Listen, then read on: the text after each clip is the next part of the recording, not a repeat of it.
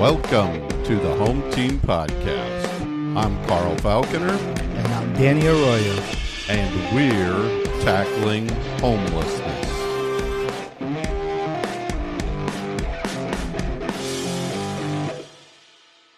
Today in our podcast, we will discuss two of our passions, football and ending homelessness. Please join us through 4 quarters with our topic this week being, what are the funding sources for homeless service providers? So, how's your weekend? Weekend was good. Good. My Bears won again. How about that? Yeah. They keep rolling. Great way to start the podcast. Great way to start the podcast. Great way to start the week. Yeah, very good. Let me see what I do. I think I just hung out primarily, I think. I had some family in town, so they went to Disney. I stayed home with the 2 dogs. Okay. And, hung out with them. So it was pretty chill. Cool. Yeah, I didn't do much either. I just hung out. I think we got ready for our vacation that's coming up. So we just started packing. Going cruising. Getting things together. So quiet day at home for the weekend. Wasn't nothing crazy. So, okay. Yeah. Good. Yeah. Like I said, we don't have much to do on the weekends other than football. That's true. So, That's right. Yeah. All right, so we'll kick it off as we usually do with the coin toss. And Danny, go ahead and call it in the air. Tails. It is tails. Okay, perfect. So welcome to our first quarter. I'm going to kick off by defining our topic of the week, and then we will cover some headlines and announce the results from last week's home team locks of the week. So as we mentioned earlier, the topic is, what are the funding sources for homeless service providers? So homeless service providers rely on a mix of public, private, and earned income funding sources to operate. The exact blend varies by location, availability, and organization size. But the main categories are consistent. They include government funding, which are federal, national, state, and local grants and contracts.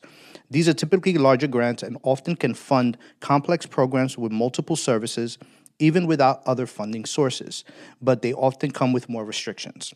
Yeah. Philanthropy, foundations, individuals, donors, faith-based giving. These funding sources have the greatest variance in size as well as options for providers. Typically, each one has a single focus on what they want to support. Corporate support, grants, sponsorships, and in-kind donations. These grants are typically harder to receive and often rely on relationships an agency has with a specific funder. Healthcare reimbursement, Medicaid or health system payments for services like case management and behavioral health. These often do not fund housing, but they can fund very expensive medical services. They also usually require professional certificates and licenses to obtain.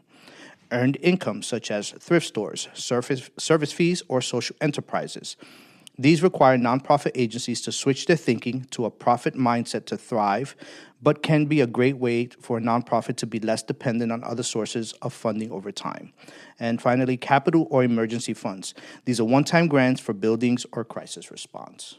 Yeah. So we dabble a little bit in all of these, right? Yeah. I mean, here at Pathlight Home, we have just about all of these. I guess maybe the healthcare reimbursement is probably the one that we're not as much into, but we don't provide healthcare directly here. Yep. But our partners, our partner providers that come in definitely use those services those dollars, or use those funding sources.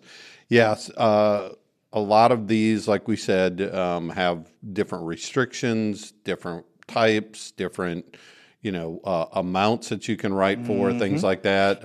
Obviously, the capital is one that we use pretty regularly because we have not only older buildings, but we're always trying to look for new housing units. Correct. We're trying to look for things like that.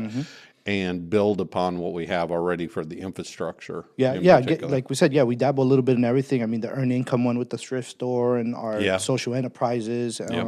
But the government funding one, I mean, those are good for those big projects that we have to kind of rehab some of our, like you said, they're old properties. So there's always something that needs to be fixed. That's true. On the part, whether it's a roof or whether it's windows or, HVACs. So, Yeah, the other thing about the funding sources is for the community out there at large who is not familiar with our system, there's a lot of acronyms that go along with these. So when you hear us talking in acronyms, CDBG, that's Community Development Block Grant, ESG, that's Emergency Solutions Grant, HUD, COC, all of these different things. These are funding sources usually. Right. That's usually what we're talking about with most of these things, even FEMA and other things like that. But most of the time, that's what we're talking about is the different funding sources that are out there and things like that. And we'll get a little bit more into kind of the funding sources we have and how we absolutely. utilize them and things. So and I think the biggest thing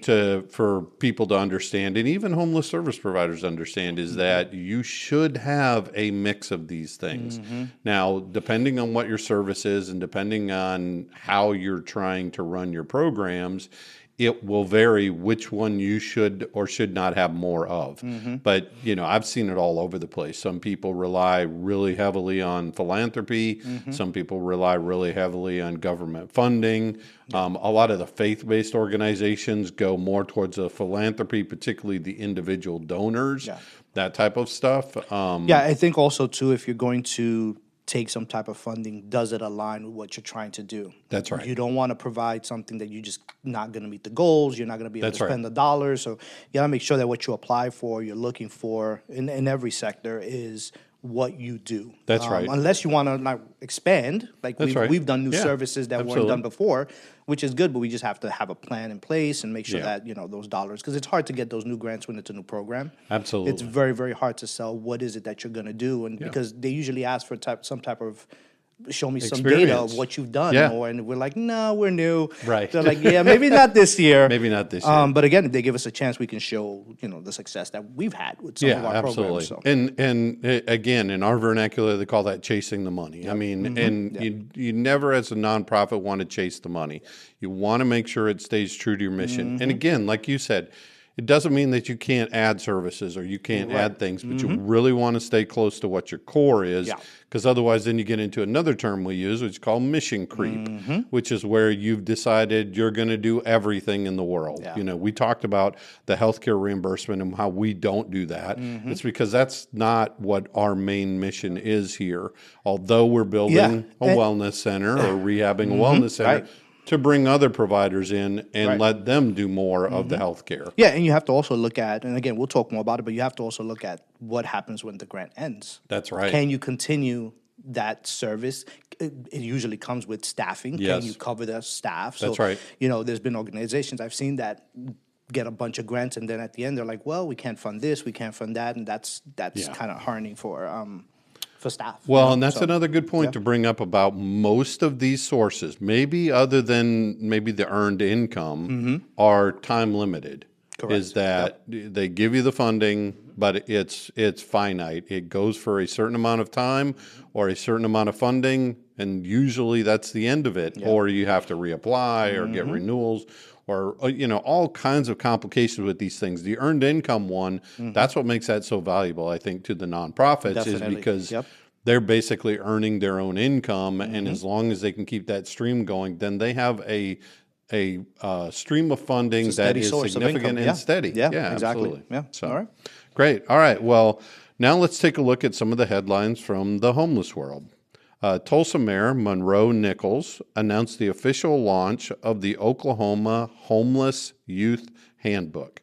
The virtual guide provides young people with access to information about their rights and the resources available to them. The Homeless Youth Handbook was launched with the help of several partners, including the Oklahoma Appleseed Center for Law and Justice, Williams HNP Inc., and more. Mayor Nichols stated on social media, "This work directly aligns with our work to support youth and end homelessness in Tulsa. As we have come to learn, homelessness is not a one-agency issue. It takes all of us working together to coordinate care and reduce barriers."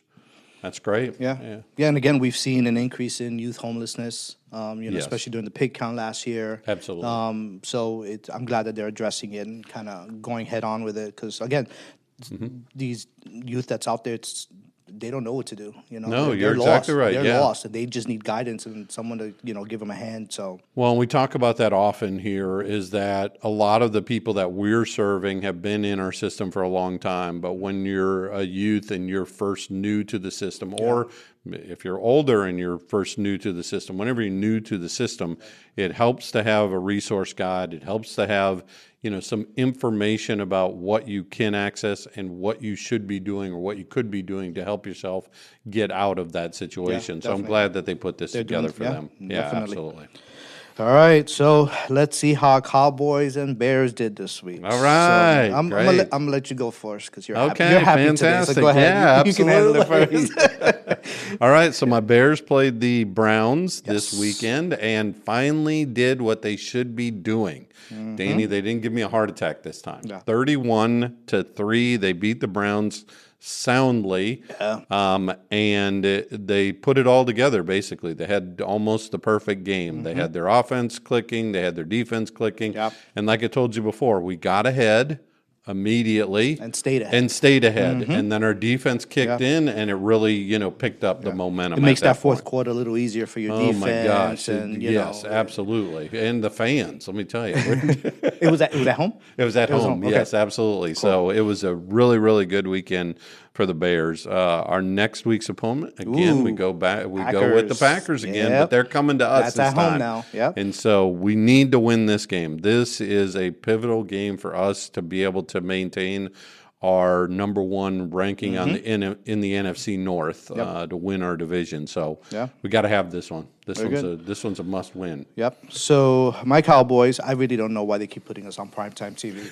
I was wondering about that. Just stop. Why at this Dallas point? I was wondering about that. Put us on satellite. But your offense is good, so it's exciting. For people, it is. They can. But the end result is not. So, so we played the Minnesota Vikings, and unfortunately, we lost 34-26. Just back to you, Carl. Your record is 10-4. Oh, that's right. That's great. Absolutely. So our record is 6-7-1. We still haven't been eliminated. Even though you pointed that out yesterday, you thought they were, but we have a less than 1% chance. So just a little hope. So you're saying there's a chance. We went from 9% the week before to 1% now. To 1%. Wow. I mean, we're just our own worst enemies, and our defense is bad this year. Yeah, it is. It is really bad. But next week we have the Chargers, so that it's not going to be any easier. Yeah, man. I don't think we're on prime time. And then the next two games will be hopefully a little bit easier. Yeah. So we'll. I think this game is definitely needed for us to win the Chargers. If not, I think absolutely. we're definitely out. I mean, you have to win all your games basically, and then get some help from other teams. Yeah, definitely. Yeah, exactly. So so just another bad week for me. But go ahead, Carl. All right. Well, that wraps up the first quarter. We'll be back after this break. Hello, I'm Danny Arroyo, Vice President of Programs at Pathlight Home. If you're new to our mission, welcome. We're dedicated to changing the lives of those experiencing homelessness and hardship through housing, support services, and career training. What began as one dream for a compassionate solution to homelessness has become a reality. Since our funding, we've provided housing for more than 8,000 people, offering shelter, opportunity, and hope. This month, as we honor National Homeless Awareness Month, we are also kicking off our end-of-year campaign, a time to come together and give back. Every contribution, whether monetary or in kind, directly supports our residents and the community we serve. No gift is too small to make a difference. As we celebrate our journey from dream to reality, thank you for being part of this mission. Together we can make the dream of ending homelessness a reality in our community.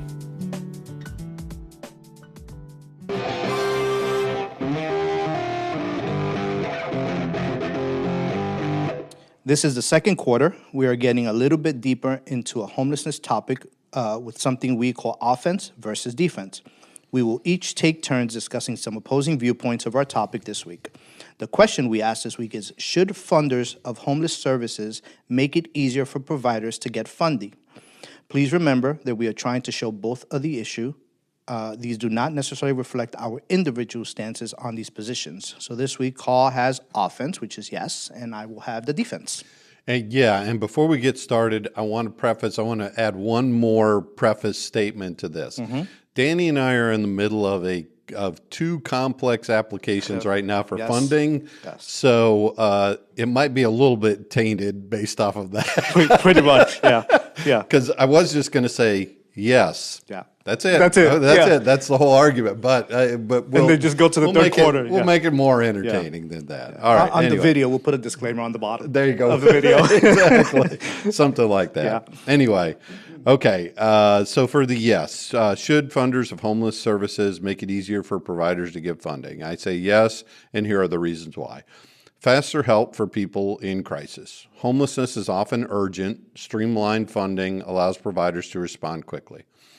It reduces delays that can leave people unsheltered, unsafe, or without basic needs. Next one. It supports smaller and grassroots organizations. Smaller nonprofits and community-led groups often lack grant writing capacity. Easier funding increases equity by allowing culturally specific or neighborhood-based programs to compete. Next, reduces administrative burden. Less time spent on complex applications and reporting means more time delivering services.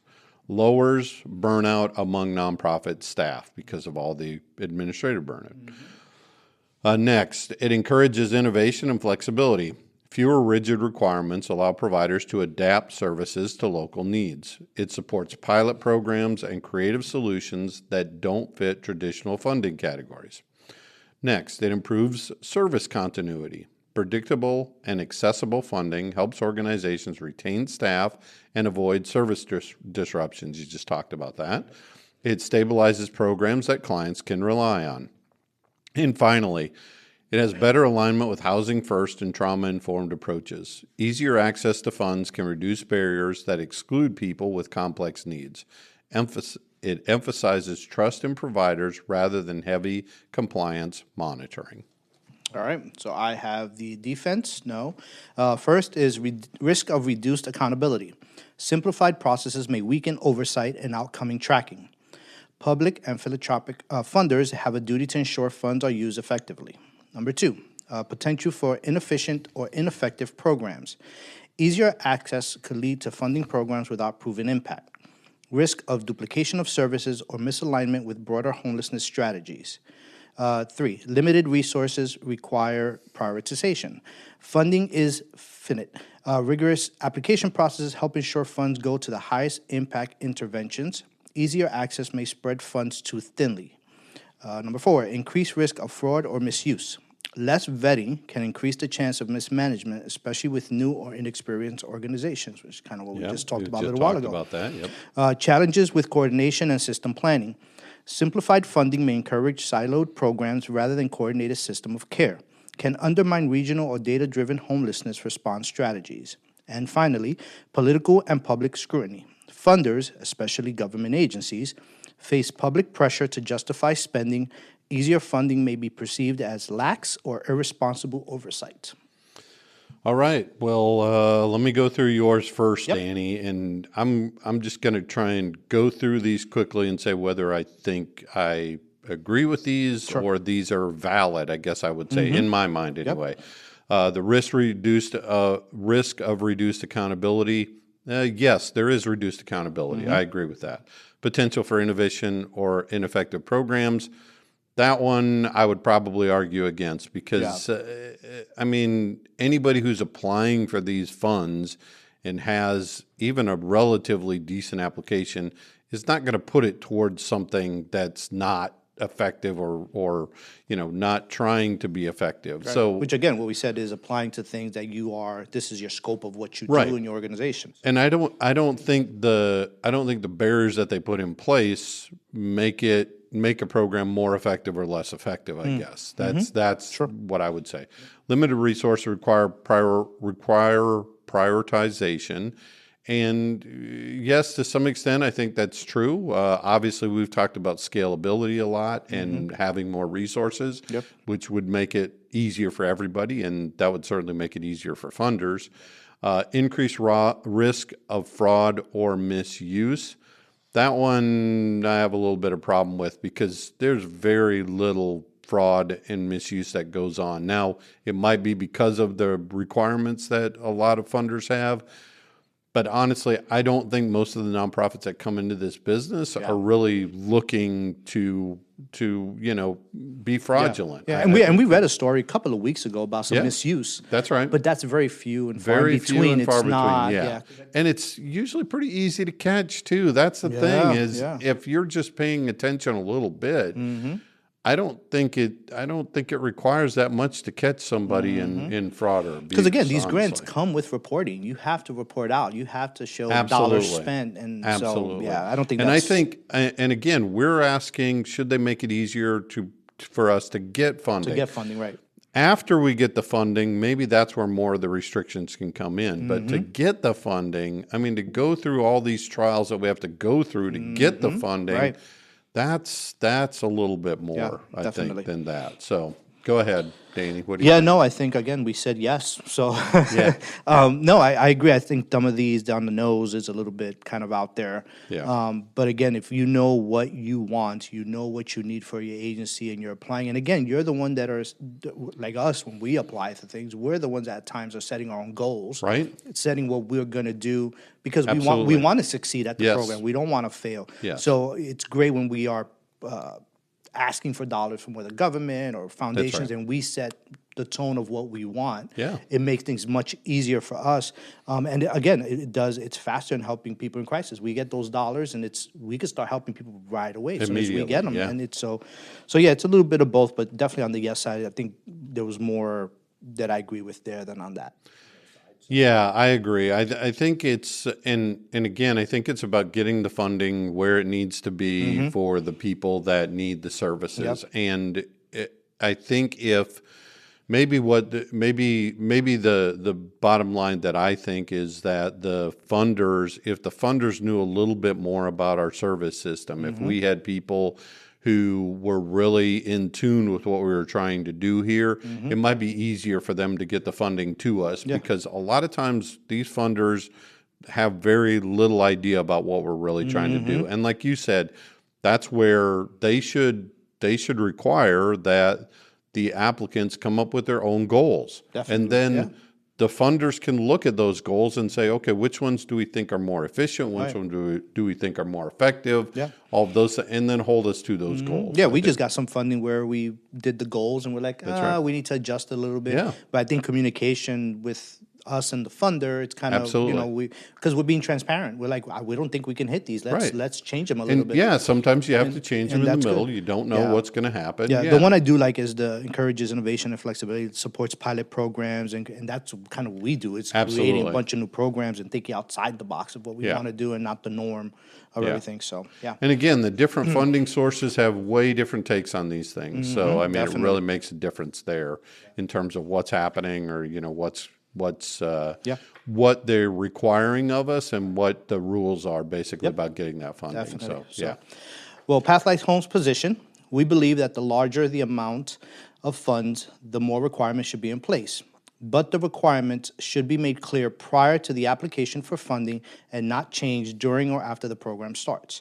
We also believe that individual donors should be intentional about who and how they fund to maximize the effectiveness of their gifts. Yeah, I think that's one of the areas that maybe we've left off in most of our offense, defense. We're talking mostly about complex programs. Correct. We're talking about, government agencies, things like that. But individual donors should really pay attention to where their funding's going and how effective it can be or not be. Right. Look, I love the fact that people just want to give, right? They just want to give to end homelessness, right? Some broad, priority or something that they have. But there are a lot of agencies that say that they're trying to end homelessness or they're effective at ending homelessness. And when you look deeper into the data that they show you or the information that they show you, it doesn't ring true. They're not. A lot of them are managing homelessness, but they're not trying to end homelessness, which is why all of our focus comes back to housing. Everything is housing. The end result should be housing, regardless of who's coming through the door, what services they're getting. But a lot of agencies focus more on services, and not solutions. So all you're doing is putting a Band-Aid on it now. That's right. So if your goal at the end of whatever funding or whatever you're doing is not, and housing someone, it's kudos to you, but you're not. Right, And, exactly. And if you can't, partner with someone who can. That's exactly right. And that way we can kind of help each other back and forth. Yeah, and I think that's the key here with the individual donations. Yeah. Is individuals should pay a little bit more attention, do a little more investigation, go visit the places that you're going to give to, take a tour, actually see what's happening there, and really get down to, are you trying to solve the problem? Yeah, if you're willing to give money, invest in us, come out and see what we do. Yeah. Let's meet the case managers. Let's meet some of the residents. Let's Absolutely see some stories of what we've done. Look at our data. Look at what's happening. Mm-hmm. Look at how many people we've actually ended homelessness for. Because again, if I was giving money to an animal shelter, I would want to know that they were sheltering more animals. Animals, exactly. Thus the idea. Yep. So for us, it's about how many more people did you get into housing. Exactly. Yep. And it should be that way. Yeah, and again, if you're funding for a specific, let's say you're funding for veterans, we can show the data of how many we've housed. Yes. And it shows how successful it is, which now the more you're giving us, the more people we're going to get housed into Absolutely. units. So, yeah, definitely. Absolutely. All right, well, we've made it to the halfway point, and during halftime, we want to take a moment for fan interaction and highlight an inspired quote related to housing and homelessness. All right, so let's start by hearing from our listeners. So the first question comes from Stephen. You mentioned previously that Pathlight Home has a flex fund. What kind of items do you find yourself frequently covering because other funding doesn't cover those identical but critical expenses, other than the application fee for housing? Right. So we got a couple of flex funds. Yes, we do. And actually, this is a better one for you to answer, Danny, than Sure, me, because you run the flex funds and things. Sure. I mean, I can talk about some of the things that we cover. Obviously, we cover identification. We cover things like birth certificates. Application fees sometimes can be an issue. It's mostly rent, though, because, again, it's about housing. We're trying to get people into housing. But it's a lot of that gap funding. I mean, when we talk about flex fund, what we're talking about is a gap, is where is there a gap in all these other funding sources that will not fund this thing, X, whatever it is. Yep. So yeah, and again, we have about 3 flex funds that are assigned to different programs. But yes, everything you said is correct. We also have moving costs, so we do that as well. The big one that we do, which, like I've said before, is one of my favorites, reunification. So we use those dollars for reunification. We identify someone out on the street. They've been living here for whatever reason and lost their way, and we are able to put them on a bus or on a plane and send them back to their family.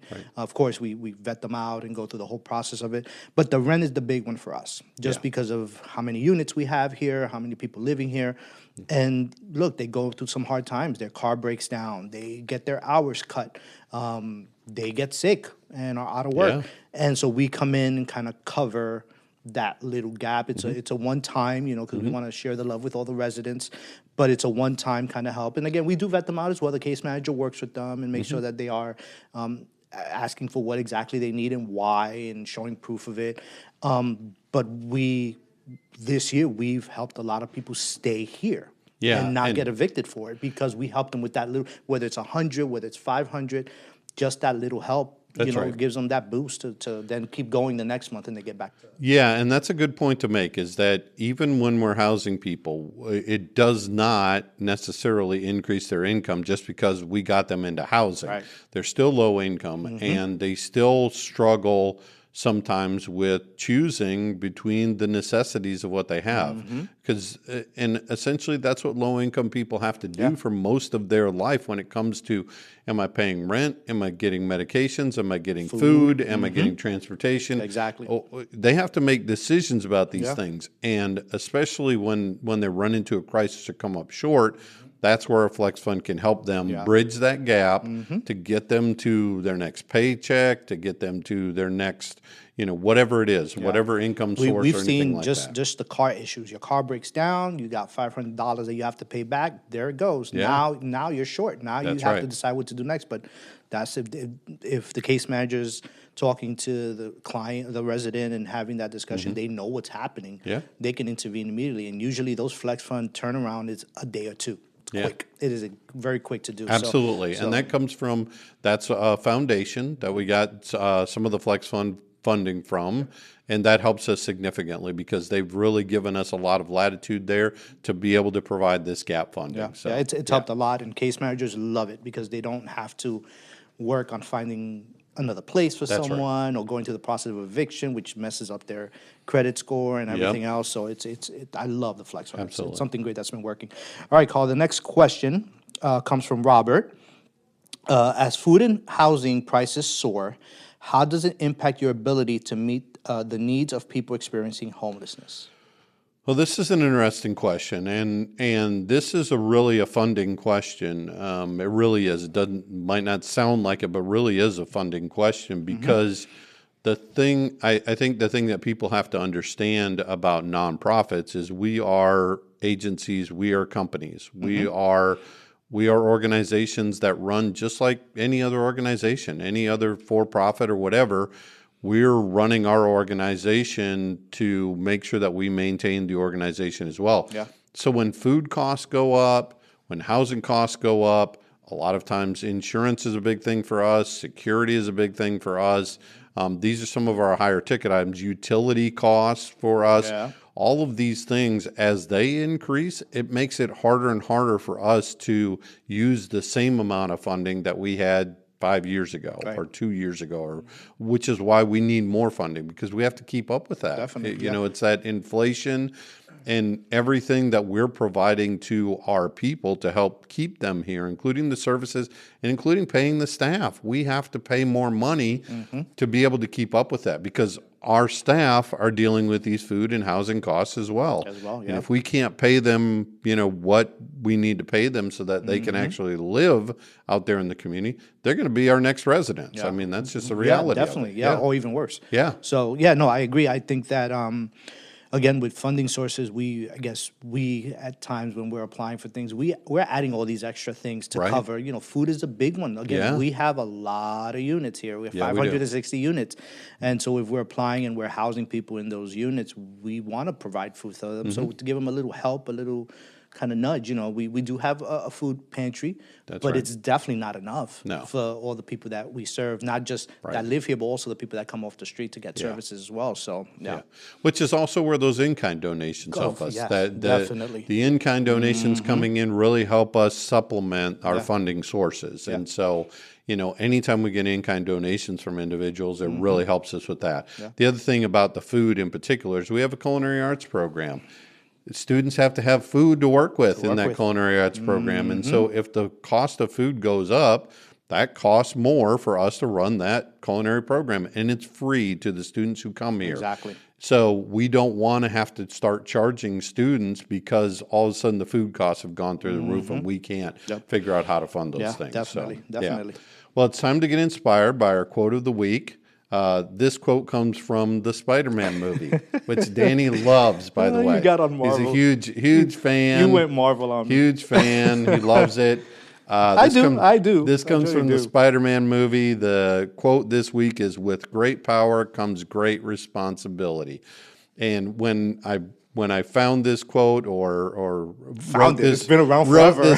wrote this quote down, Danny laughed at me a little bit because he was like, "Yeah, okay." Our producer laughed as well. Our producer laughed. That's right, exactly.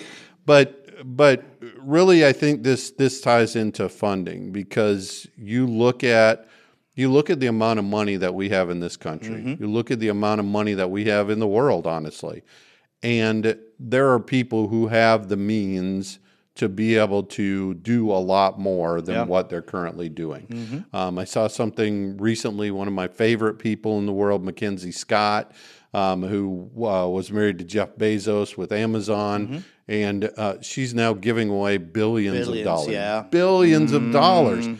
And that, to me, that's what this quote is about, is with power like that, with funding power, with money, with monetary resources, there's responsibility there. And, you know, you as someone who makes a lot of money or has a lot of money or whatever, has a lot of resources, you've got to realize that there is some responsibility that you should be paying to the community. Definitely. Why? Because you're part of this community. And if you really want this community to be better, if you want everything to be better in the world, then you need to take that responsibility on, and you need to be able to really. I think it comes to us as well with having the great power of getting those dollars. Is our responsibility to spend the dollars, to use it wisely. You're absolutely right. To use it for what the money was assigned to do. That's exactly right. So it's our responsibility as well, not just the one giving it to us, but also the ones receiving it. So I agree. I agree, and we really got to look at that because, we go back and forth. We've talked about this on other podcasts. We've talked about how we have to make decisions about services that we provide, or the types of services, or the way that we provide services. We're always constantly making those changes and those adjustments, and I think that's something that individual donors in particular should be looking at for their agencies. Is they should be asking themselves about the agencies that they give to. Are they making adjustments? Are they doing new things? Are they being innovative? Are they being creative? Mm-hmm. Are they trying new things? Or is it the same thing that they've been doing for 50 years, the same exact way they've been doing it? Because there's almost nothing in this world that should not be changing as the world goes on. Just the population we serve has changed so much in the times that we've been doing this. It's different now. We just talked about youth increasing, the elderly population's increasing. That's right. So we have to kind of change our mindset on how to serve those that probably 5-10 years ago wasn't really a priority. That's right. You know what I mean? So, but that goes back to the funding sources and asking people, okay, we're seeing an increase in this. Yeah. Can you provide us dollars for that? That's exactly right. Address those issues. But you got to ask that way too. I mean, that's the other thing is that people that just assume that funding sources only want to fund this one thing or that you got to ask the question. Ask.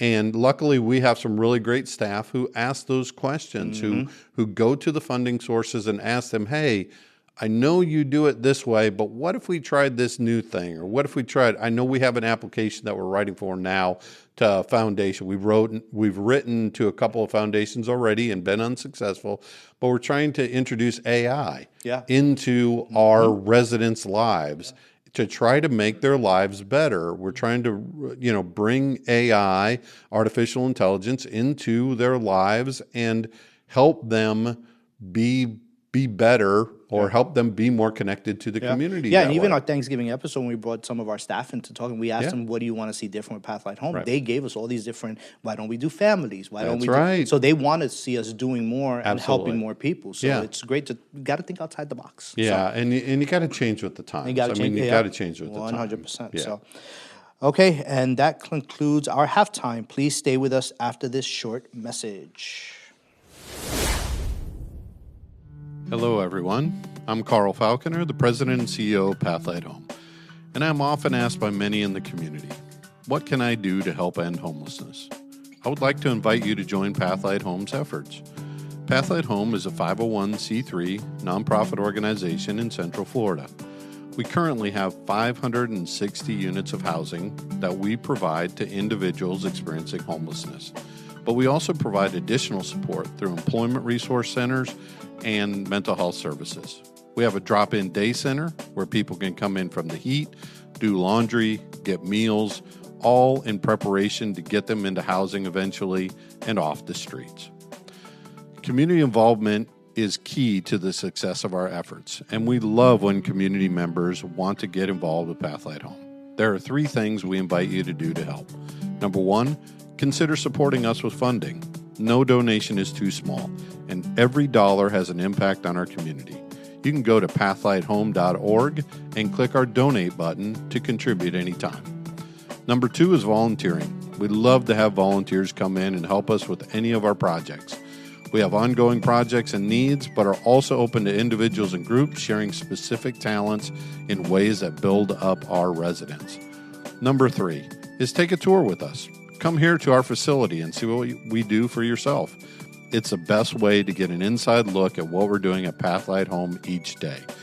We think it's important to understand the work it takes to fight homelessness and love the opportunity to meet community members who are passionate about the issue. We love our Central Florida community and are grateful every day for the continued support. And again, to get involved, go to pathlighthome.org. Thank you.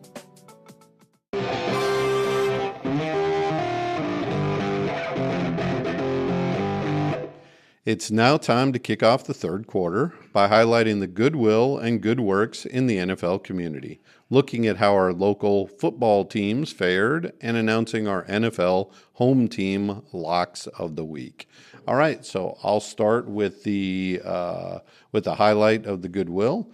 In Westchester, Pennsylvania, 2 former and current NFL standouts will crisscross Chester County this December to deliver coats, gifts, food, and personal support to families facing hardship, marking one of the region's largest athlete-led holiday outreach efforts in recent years.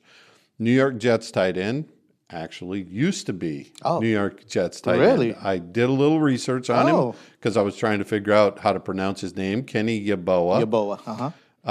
Actually plays for Detroit. He signed with Detroit this year. But he's still tight end for Detroit. And Eagles legend Seth Joyner, I know Seth, he's fantastic, are partnering with The Point, Legacy Plastic Surgery and Aesthetics, and JB Sports Ventures to bring warmth and relief to households struggling through the winter season. The initiatives, spanning school visits, community distributions, and doorstep deliveries, underscore a growing focus on direct local impact. Yeboah's first stop will be Reeseville Elementary School in Coatesville on December 11th from 9:30 to 10:30 a.m., where he will join Santa Claus in greeting students and staff. While no items will be distributed at the school, winter coats, hats, and other essentials will be delivered to The Point for its holiday gift distribution program, serving youth and families throughout the Octorara region. His outreach continues on December 16th from 10 to 11 a.m. at The Point in Parkersburg, where he will personally help distribute coats, food, and gifts to families in need. Yeboah said the efforts reflect his ongoing commitment to the community. He noted that the region poured into his life as a young athlete and added that giving back now allows him to return that support during a time when many families face financial strain. The Point, a long-standing youth and family center, serves children ages 8 to 18 through mentorship, meals, after-school programs, and leadership development. Executive Director Dwayne Walton and Yeboah's support will bring hope during a season that can be difficult for many, especially households navigating economic challenges. Yeah. The holidays are a hard time for families. Yeah, they are. And people trying to put food on the table and gifts under the tree. Yeah. And, it's like we said, you got to decide which is more important. Is it so? These players coming in and providing all these extra items, especially Pennsylvania. I'm very familiar with Pennsylvania. Yeah. It is cold. It gets cold. So these coats and cold. hats, and going to school, these kids, it's needed for them to wait for a absolutely. bus or whatever it is. So great job. Absolutely. Yeah, great job. All right, here we go, Danny. Oh, let's see. My I favorite. didn't see the scores. Oh, Hold on, how about this? Oh, yeah, the fantasy football player pick of the week. How about this? Finally. Woo! You had a good week. My producer's going to have to do some kind of like home run swing or something for this one because this is football. I nailed this thing. This is I nailed this thing, Danny. All right, okay. Nailed it. All right. Nailed it. Not bad. Nailed it. I didn't check it until now. Anyway, all right. So last week I had Trevor Lawrence, quarterback for Jacksonville, versus the New York Jets. He was projected to get 17 points. Yeah. He got 42 points, bad. Danny. Woo! All right, Not 42 bad. points. That's Not bad. Wow, he crushed it. Yeah. He crushed it. And Pretty you good. said it's the Jets. It's the Jets. It would have been different if he didn't get those points. Then we'd be like, what is That's happening? probably true. Yeah, exactly. It's the poor Jets. All right, so this week my pick is Rico Dowdle. You know Rico pretty well, right? Used to be a Cowboy, right? He's now running back with Carolina Panthers. They're playing Tampa Bay, Haven't and heard he's his name in a while. He's projected to get 9 points, and I think he will exceed that. He will, yeah. Significantly. And Tampa Bay is not playing very Tampa well Bay either. is not They're playing struggling well at right all. now. They really are. Yeah, they're but, struggling. We'll see how it goes. That's very low, 9 points for a running 9 back. points. For I a know. running back. Yeah. That's very low. Yeah. So I think he'll. Maybe you'll get another 42 points next There week. you go. Who knows? We'll see. All right. So now on to my fantasy flashback. This one takes us back to week 16 of 2017, where Todd Gurley, running back for the Los Angeles Rams, he had 276 yards from scrimmage. I think 118 of those were actually rushing yards, and the rest were passing or receiving yards. Okay. And 2 touchdowns in a win over Tennessee. So obviously 276 scrimmage yards, 2 touchdowns. I think he had 11 catches, something like. I mean, he blew up that week. He had a good game overall. And the beautiful thing about this is I did a little bit more research on this as well. The week before, he had 180 rushing yards and I think 3 touchdowns. And the significance of this in particular for fantasy football is week 15, 16, 17, or 14, 15, 16 are playoff weeks in most fantasy football leagues. Oh. Is you're in the playoffs now. Even though they're not in the playoffs. Even though they're not in the playoffs. Interesting. Okay. Yeah. And so Todd Gurley was winning someone a championship. He was is a what he beast. was doing. Yeah. And 2 weeks in a row, Wow. he just absolutely blew up. And so, so he had a really good week. So if you had Todd Gurley in week 16 of 2017, there's a good chance that you won your playoff matchup, and you may have won your championship even that week in fantasy football. All right, now we go on to local football teams to watch. And, Man, I know. Right there. Jones High School almost got it done. You said American Heritage was a great team. I told you they were really good team. Yeah. Absolutely. Yeah, like I told you yesterday, I started watching it in the beginning, and they were losing 28 to like 3 or 6. And I was like, ooh.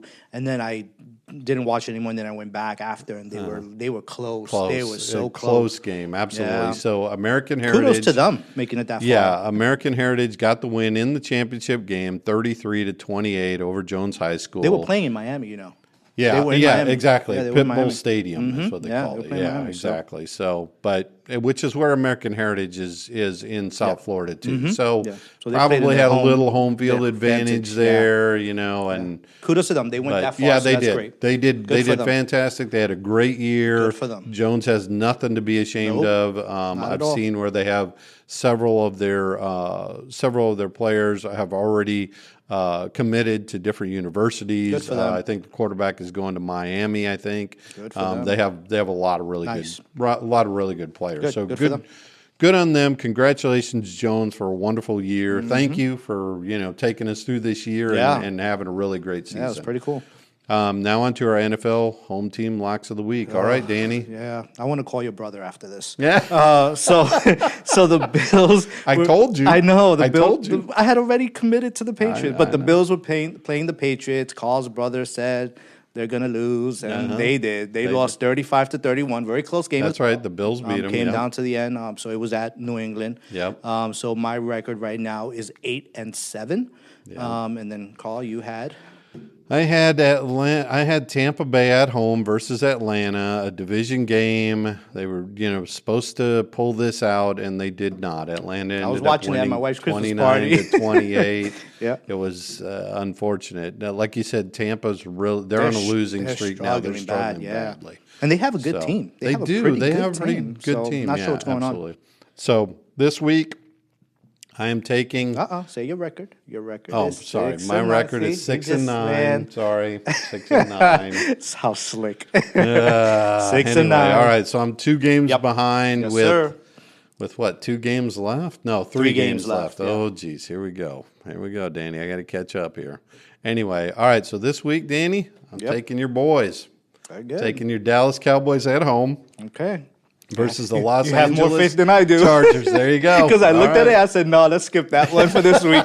Let's go somewhere else. I'm taking those Cowboys. All right. they got to pull it out, Danny. And it's at home. It's at home. And I have the 49ers against the Colts. So I picked the Colts for that. So are at home, yeah. Let's see what happens. You picked Dallas. You're very okay. There you go. You have more faith than me. That's right. All right. So stay tuned for our wrap-up after this message. Hello, I'm Gigi Ramirez, the Senior Director of Fundraising and Engagement here at Pathlight Home. For over 30 years, we've helped more than 8,000 people transition from homelessness to hope. But when someone moves from the streets to their own home, they often have nothing. That's why we provide immediate essentials, everything from bedding and food to soap and cookware, to help them truly feel at home.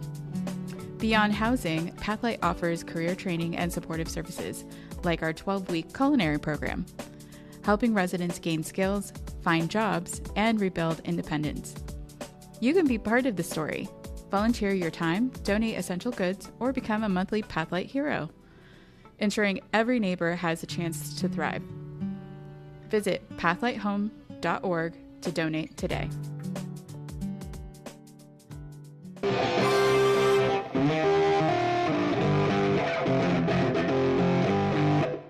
Welcome to the fourth quarter, where we will wind down this episode by reflecting on a homelessness MVP and fumble of the week before wrapping up with our key takeaway.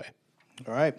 So let's start with our MVP of the week. So in San Diego, Helen Woodward, Animal Center's Pets Without Walls program, and Project Street Vet partnered Thursday to provide free medical procedures and wellness services to homeless pets in San Diego. Recognizing that winter presents particular challenges for unhoused individuals and their animal companions. The organization set up a Father Joel's Neil Good Day Center on 17th Street from 10 a.m. to 2 p.m. on December 11th, offering spay and neuter procedures through Helen Woodward Animal Center's team, as well as wellness checks, examinations, and vaccines provided by the Project Street Vet. The effort addresses a significant need in California where social workers estimate nearly 200,000 people are experiencing homelessness. Ooh. Oh, that's a lot. Of that population, approximately 1 in 4 have pets as companions. Many of these pet owners lack reliable access to healthcare and financial resources to pay for veterinary services. Both organizations are guided by a shared philosophy regarding the human-animal bond. Both Helen Woodward Animal Center and Project Street Vet hold firmly to the belief that the bond between animals and their owners should not be broken due to financial hardships, according to information provided by the partnership. Additionally, both groups are dedicated to ensuring the pets of those struggling with financial challenges do not suffer as a result. The collaboration underscores the critical role that programs like Pet Without Walls and Project Street Vet play in supporting vulnerable populations during winter months, when unhoused individuals and their pets face heightened hardship. So we don't talk a lot about pets. No, we don't. And the unhoused. And that is a big, that's a deal breaker for people who need to go into a shelter, to need to go into some type of housing that does not take pets, because that is... That's their family. We have pets. Yeah, we have pets. And we don't want to separate from them. No, absolutely. So, that's their family. I mean, they obviously, a lot of our population of people have been estranged from their families. Mm-hmm. And so when they pick up a pet, when they see a pet, when they have a pet, that becomes their attachment. That becomes their family. Yeah. And in fact, I don't know if there's any research on this, but I would love to see it, is when people move in with pets, I believe, and I've heard this anecdotally from people, that they maintain their housing a lot longer when they have a pet than when they don't. Yeah. Because in a lot of circumstances, when you talk to people, they don't want to lose the housing for their animal. Right. Yeah. They're thinking to themselves, my animal is out on the street. I couldn't get food for them. I was hard getting water for them. There's all these things. I mean, it was like they were taking care of their child. And once they moved into housing, like, look, I'm not losing my housing because my pet likes it here. Yeah, and we talked about how hard it is for someone who's been on the street for a long time to go into some housing and they're by themselves and they have no one. That pet gives them that kind of security blanket to kind of keep them together. But yeah, same thing. I love what they're doing with the medical side, just because our people who are on the street, have a hard time getting health care. Yeah. But so are their pets. So do their pets. So I'm glad that they're working together to kind of address those issues as well. Yeah, absolutely. Yeah. Absolutely. All right. So here we go. Now we go to Minnesota. Yes. All right. Now on to our fumble of the week. In Bloomington, Minnesota, dozens of homeless Bloomingtonians. I didn't write that, Danny. I love it. That was written. Have found refuge in the woods near Switchyard Park, but Monroe County may soon force them out of their living situation while temperatures are below freezing. Monroe County commissioners plan to evict campers from county-owned property near Switchyard Park and Rogers Street on December 15th. Commissioners cited Monroe County Code 257 for its decision, which states that it is illegal to camp on county-owned property without commissioners' permission. Without commissioner's permission. Dan, I know. Are you telling me there's not one commissioner that just can't give permission for that? Yeah, I mean, that's insane. Sorry. Anyway. That's insane. Stephanie Stephenson has lived at the camp in question for 3 months. She said she is there because Bloomington shelters are already full and she has run out of other options. Our whole lives are out here, Stevenson said. I don't have friends I can stay with. I don't have any family. My family has all passed away. This is the only place I have to go. Monroe County originally wanted to clear the camp on December 8th, but pushed back the relocation date back a week after citizens criticized the plan during the commissioner's board meeting last week. They're humans too. They're not evil, Bloomington resident Shelby Porteroff told commissioners. They're people who are having a really hard time. According to WRTV's forecast, at the time of publishing, the high temperature in Bloomington on the planned eviction date is projected to be 27 degrees. Stevenson is relieved she still has a place to sleep for now and hopes the county changes their mind for good. I feel like they're going to let us stay, Stevenson said. It's going to be okay as long as we agree to their terms and clean stuff up. Slowly but surely, we'll get it done.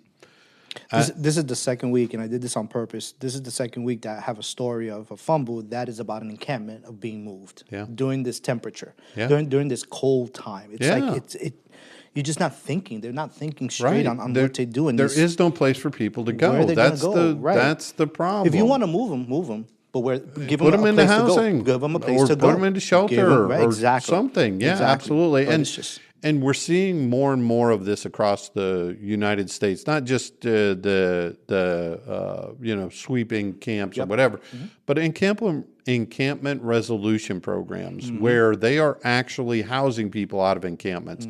I know where I've been formerly in Dallas, Texas. They're doing some really great work there on encampment resolutions, and other places as well across the country are really trying to dig into solutions for encampments and really getting people moved from the encampments directly into housing instead of trying to move them around because they realize, look, that's just a shell game, right? You move them down the street, you move them across the road. The entire community is still affected by that. And we're doing that a little bit. We're going out there to these encampments, and we are housing them. It's You're slow, absolutely right, but we've been doing it this whole entire year. We've been doing it, and we've been working with Orange County with 311 calls and going out to see people and talk to people. And I think we have housed a couple of them that we found out. Yeah, absolutely. So it works. You just have. It does. I understand we're limited on options. That's fine, but don't just move someone to go from here to there and still be on the street. No, it just doesn't. Until make you sense. have a real solution. Exactly. Then what's the use of moving people around out on the Doesn't street? make sense. It doesn't make any sense. Absolutely. All right. So finally, here is our key takeaway for this episode. So there's plenty of money in our country to end homelessness. And places where funding is more abundant and efficiently managed, we have seen some great progress toward the goal. Ultimately, through funding, though funding depends on community and individual will. There is no greater investment in a community than in a homeless services because it's an investment in people, and people make up a community. That's exactly right. That's it. I mean, look, I love all the priorities that governments have to think about and everything like this, streets, roads, all these different things. But ultimately, to me, one of the most valuable things, you got to invest in people. I mean, people are what make up your community, and people are what is going to make or break whether a community is really thriving and doing really well or a community is, going down. And you got to invest in people and trying to make sure that people are okay. And if we can make sure people are okay, I think those other things will, be resolved through other ways as well. But we got to make sure people are okay first. Right. Yeah. So. Yeah, definitely. All right. Well, that concludes our episode for the week. Remember, if you have any questions or comments for us, please email us at questions@pathlighthome.org. As always, we leave the last words for our beloved co-founder, the late Reverend Fred Maxwell. Take it away. I'm still dreaming. That we will become able and sufficient to increase the housing of homeless. This is merely a beginning.